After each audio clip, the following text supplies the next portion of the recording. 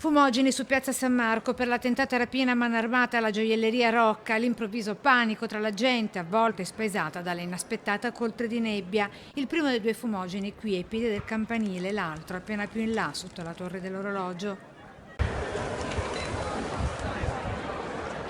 17 marzo 2017, 14 giugno 2021 si stringe il cerchio dell'indagine denominata San Marco dei Carabinieri della Compagnia di Venezia e coordinata da Europol con i colleghi cioè della polizia francese, austriaca, estone e finlandese, con la Procura di Venezia e gli equivalenti dei citati paesi esteri.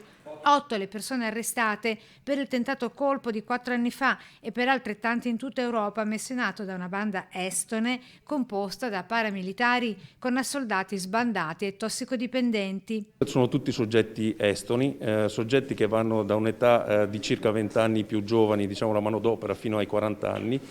Dopo il tentato assalto a Venezia, la banda, con le stesse modalità, aveva agito anche a Bastia in Francia e quindi in Austria, con il conflitto a fuoco a Innsbruck e il ferimento e l'arresto di 3 della banda.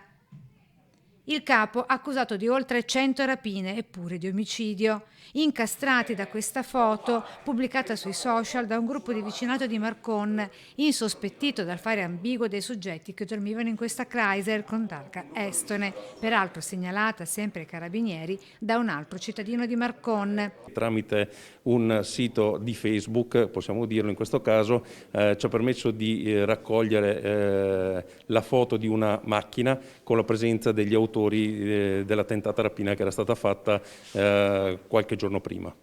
Fondamentale anche l'ausilio della polizia locale dei tantissimi frame ottenuti anche dalle immagini delle telecamere di videosorveglianza presenti nella città metropolitana. Il coordinamento è sempre fondamentale e porta sempre alla risoluzione del problema.